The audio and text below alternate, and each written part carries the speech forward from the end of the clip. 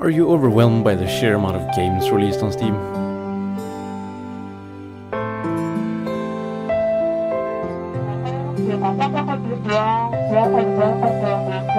Don't like to read those massive walls of text in the review sections?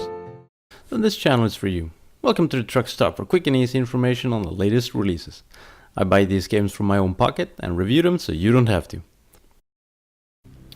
Let's take a look at this week's recently released title called Overwhelm. Overwhelm is a fast-paced 2D shooter released by Untitled Publisher.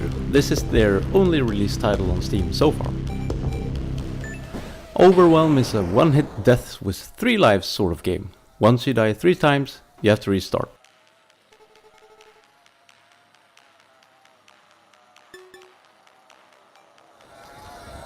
If you kill one of the bosses and collect a crystal, you get full extra lives again.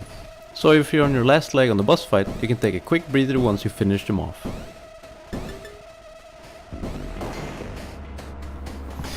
Overwhelm, as the title suggests, can be really fucking overwhelming at times.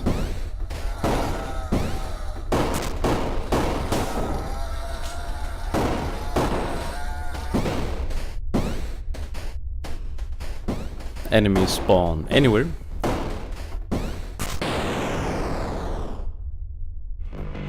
Bosses can fly through the map and shove it up from behind. Even the camera works against you sometimes.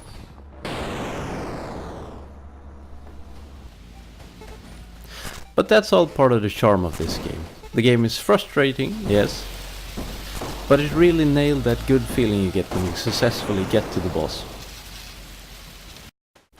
You know, when you've been trying to beat the boss for like 15 minutes and you finally get the pattern down, it makes you stand up and power flex just to taunt the game for losing.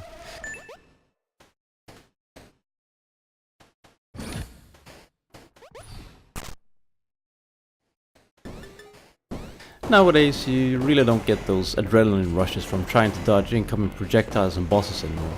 It's all a bit simplified, if you know what I mean.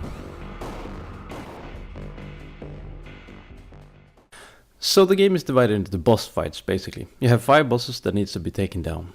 Each one of them gives the normal enemies power-ups. So if you defeat the spider boss, the enemies get a long-range spit attack. Now when I say long range, I'm talking getting hit from across the map.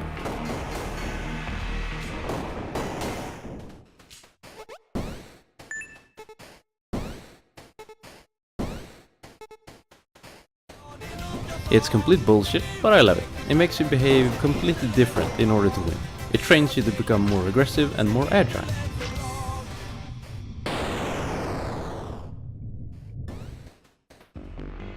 The bosses are really varied and fun to fight against. Some of them will drill around in the ground and looks like Tremor's worm. Some loves to jump around.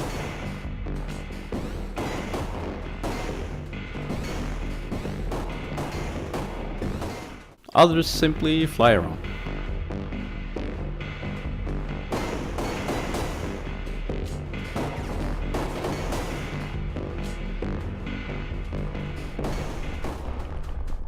You gotta be careful though. If you don't fight the bosses in a particular order, you will have a real tough time. The order you defeat them is entirely up to you, which is cool, but if you don't want to rip your hair out from frustration, you better play them in a certain order.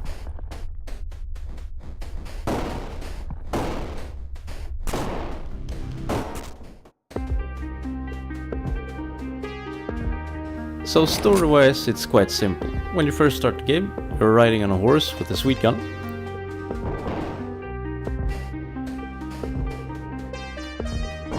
The first enemy you encounter is actually quite dead.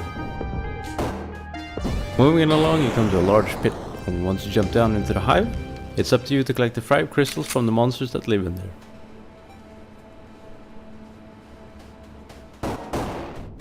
At first you encounter tiny mosquitoes, scorpions and what I'm presuming is birds.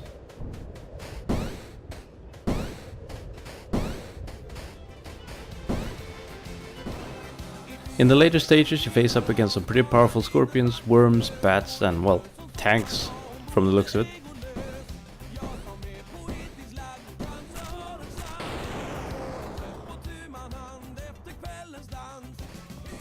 It's a really short game. 2 hours roughly it took to beat the game from start to finish. Most of the time it's mostly learning patterns of enemies. Some enemies and boss fights were a bit too simple for me. On the whole though, the game itself was really entertaining. It introduced all the concepts right off the bat, then it just lets you go. You also get to see the progress you made when you lose your 3 lives, so you want to push yourself to get to the end. And oh boy, let me tell you about the ending.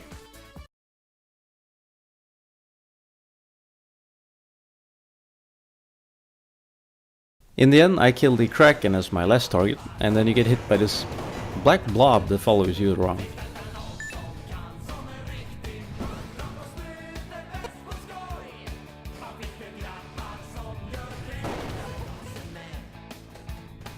It's fast and it's really hard to avoid.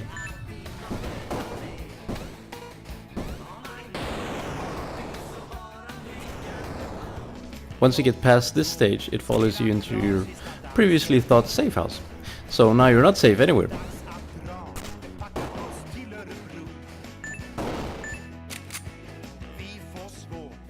The crystals drop down, so you have to follow them and then destroy them.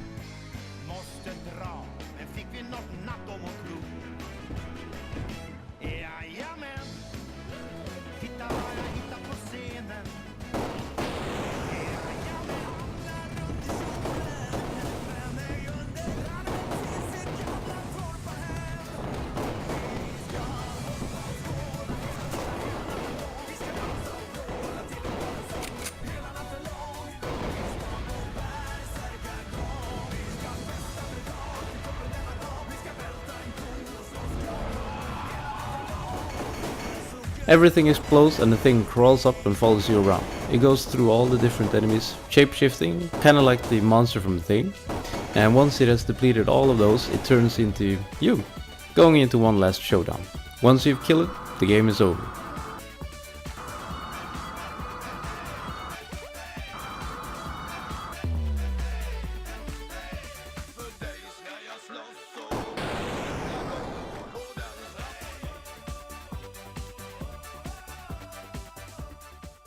So on a scale, a proper scale, not the kind of scale today's modern bloggers use, I would put it on a really solid 7 out of 10.